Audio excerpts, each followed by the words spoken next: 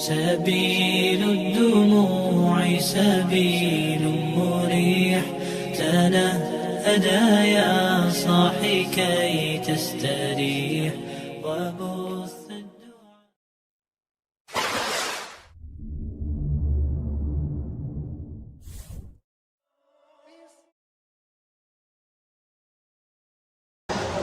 Nah, ketika Rasulullah sudah mendapatkan giliran akan meletakkan Hajar Aswad, maka tercetuslah sebuah ide dari Nabi Muhammad SAW yang menunjukkan kecerdasan beliau. Apa yang beliau lakukan? Beliau kemudian menggelar selendang, dan di atas selendang itulah Rasulullah SAW atau Nabi Muhammad SAW meletakkan Hajar Aswad. Lalu di ujung dan di tepi-tepi selendang itu kemudian Rasulullah meminta kepada para pemuka Quraisy, ya, ketua-ketuanya itu untuk memegang ujung selendang, dan kemudian mereka mengangkat bersama-sama Hajar Aswad itu sampai kemudian tiba di tempat yang seharusnya Hajar Aswad diletakkan. Barulah ketika kemudian sampai di tempat itu, Nabi Muhammad SAW meletakkan atau mengangkat Hajar Aswad dengan tangannya yang mulia, lalu kemudian meletakkan pada tempatnya. Maka di antara kaum Quraisy itu berbisik luar biasa karena kekaguman mereka terhadap ide dan kecerdasan Rasulullah ketika itu.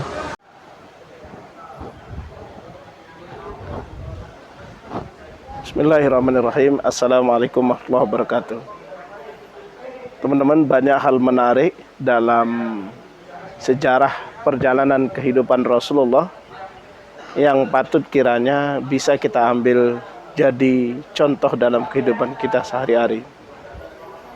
Misalnya saja ketika dalam sebuah perjalanan kehidupan Rasulullah, ketika beliau berusia sekitar 35 tahun atau 5 tahun menjelang Rasulullah SAW akan menerima wahyu pertama dari Allah SWT. Ada sebuah peristiwa yang luar biasa yang digambarkan oleh para ahli sejarah.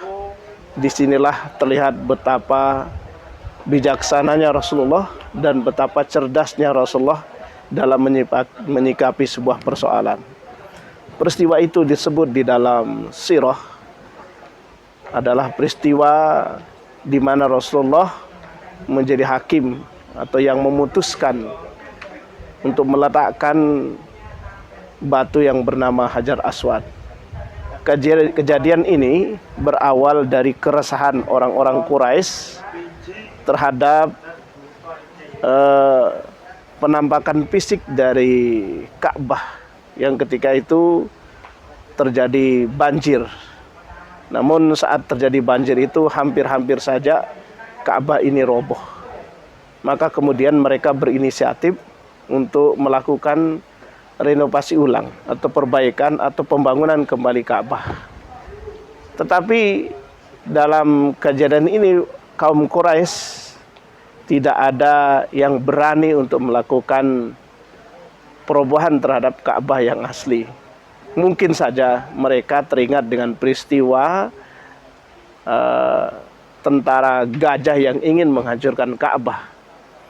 Sehingga pada saat itu ada satu orang atau dari satu kaum di antara kaum Quraisy itu yang berani melakukan untuk coba merenovasi ulang pembangunan Ka'bah itu. Sehingga apa yang dia lakukan ini kemudian ditiru oleh para kaum Quraisy yang lainnya. Setelah lama mereka menunggu, kemudian tidak ada yang berani untuk pertama kali membangun atau merobohkan bangunan Ka'bah yang lama. Maka salah satu di antara mereka, yaitu Walid bin Al-Mughirah Al-Mahzumi, memberanikan diri untuk membangun atau merobohkan bangunan Ka'bah ketika itu.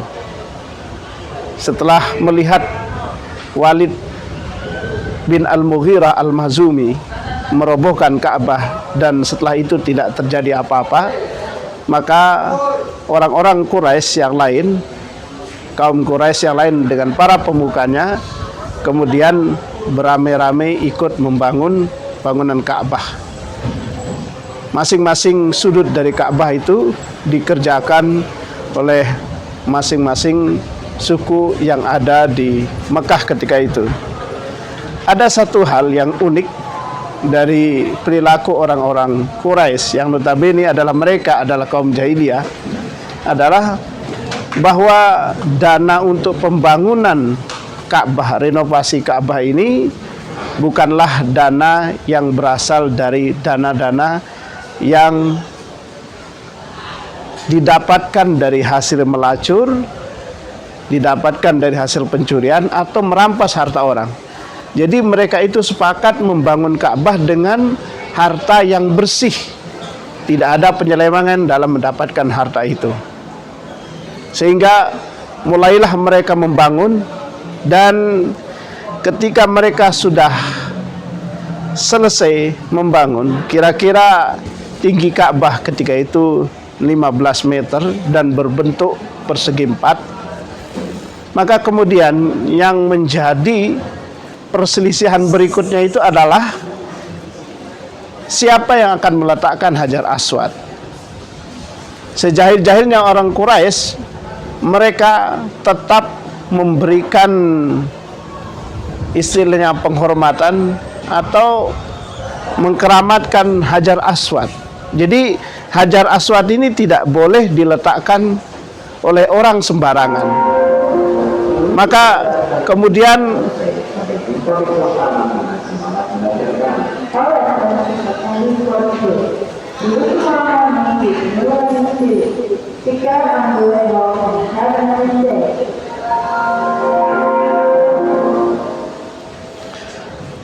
kemudian mereka juga berselisih.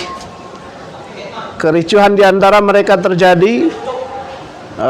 Pemuka Quraisy dari kaum ini merasa berhak untuk meletakkan Hajar Aswad. Yang lain juga merasa lebih berhak juga meletakkan Hajar Aswad.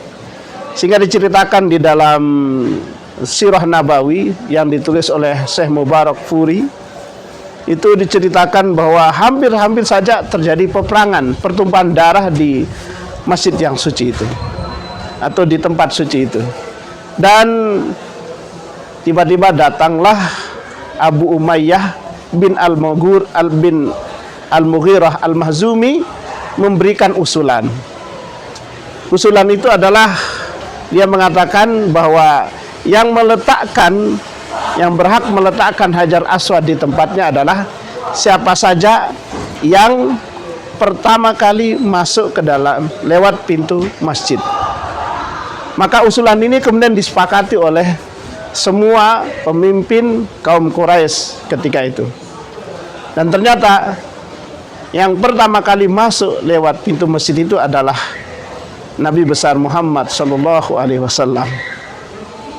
Orang-orang Quraisy pun merasa senang dan merasa puas.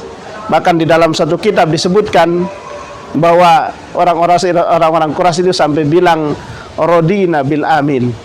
Kami rela, kami ikhlas jika yang pertama kali masuk ke dalam atau masuk lewat pintu masjid itu adalah Nabi Muhammad, atau yang disebut atau mereka juluki dengan Al-Amin. Nah, ketika Rasulullah sudah mendapatkan giliran akan meletakkan Hajar Aswad, maka tercetuslah sebuah ide dari Nabi Muhammad SAW yang menunjukkan kecerdasan beliau. Apa yang beliau lakukan? Beliau kemudian menggelar selendang, dan di atas selendang itulah Rasulullah SAW atau Nabi Muhammad SAW meletakkan Hajar Aswad.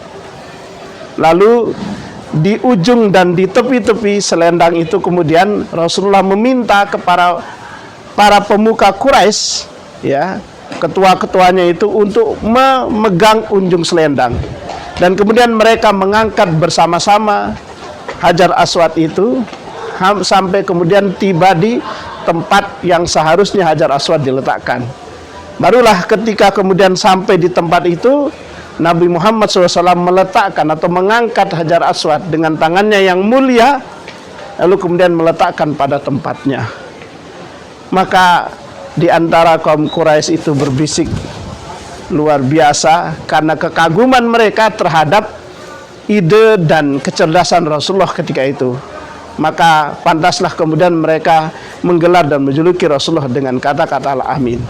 Keputusan yang sangat cerdas, keputusan yang sangat bijaksana, dan keputusan yang memberikan kepada kepuasan setiap suku-suku Quraisy yang ada, atau setiap pemimpin-pemimpin suku Quraisy yang ada di Mekah ketika itu. Maka mereka pun lega terhadap keputusan dan apa yang dilakukan oleh Rasulullah SAW. Pendengar yang dirahmati Allah SWT, begitulah bijaksananya Rasulullah. Meskipun ia diberi hak sepenuhnya, namun dia tidak ingin melakukan hal itu sendiri, sehingga muncul ide tersebut. Semoga kita terinspirasi dengan kisah ini. Wassalamualaikum warahmatullahi wabarakatuh.